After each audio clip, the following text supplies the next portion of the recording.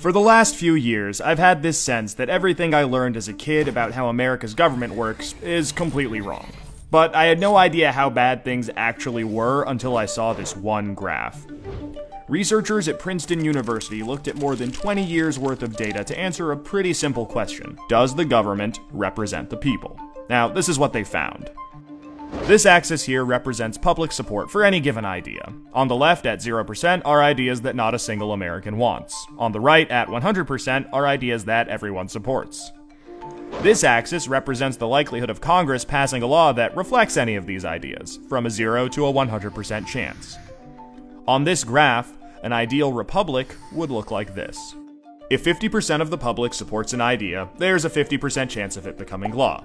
If 80% of us support something, there's an 80% chance. You get the idea.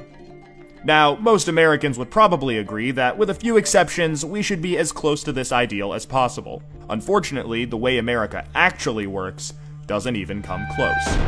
Take an idea that nobody supports, literally nobody, and it has about a 30% chance of becoming federal law. Now, take an incredibly popular idea, the most popular idea this country has ever seen, and there's also about a 30% chance of it becoming law. This means that the number of American voters for or against any idea has no impact on the likelihood that Congress will make it law.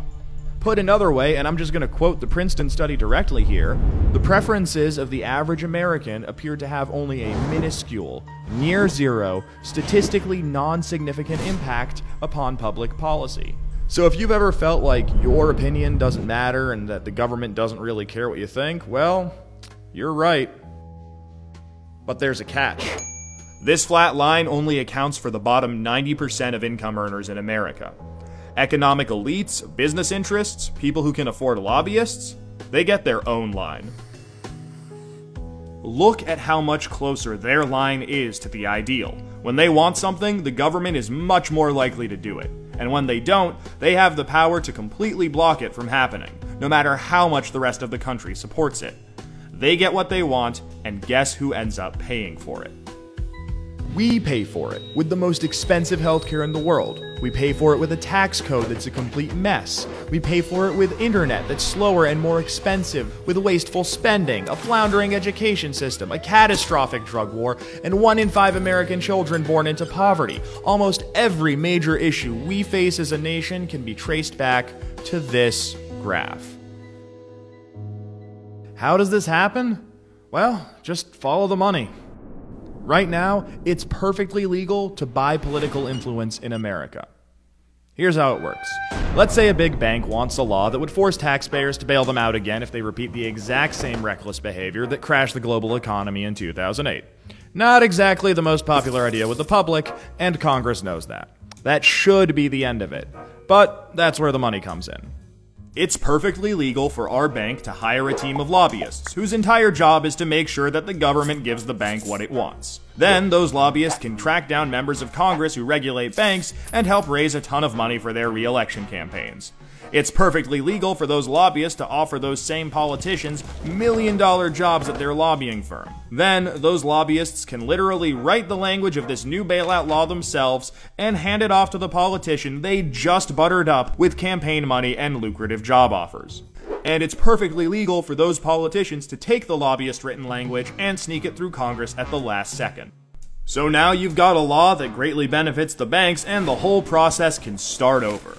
This is how a bill becomes a law. A special interest hires some lobbyists, those lobbyists collect campaign contributions, offer jobs, and then write the laws that Congress then passes to help those same special interests. This happens every day on every single issue with politicians of both parties. In the last 5 years alone, the 200 most politically active companies in the United States spent $5.8 billion influencing your government.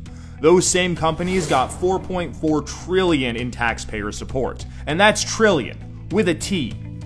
And that's just the top 200 companies. Never mind every other special interest, every union, every trade association, and every billionaire. Every single one of them can use their money to buy political influence. You know, there's this idea out there that this only became a problem after the Supreme Court's Citizens United decision in 2010. But the data goes back almost 40 years, and the results are clear. Corruption is legal in America. And as long as it is, anyone who can spend money to buy political influence will.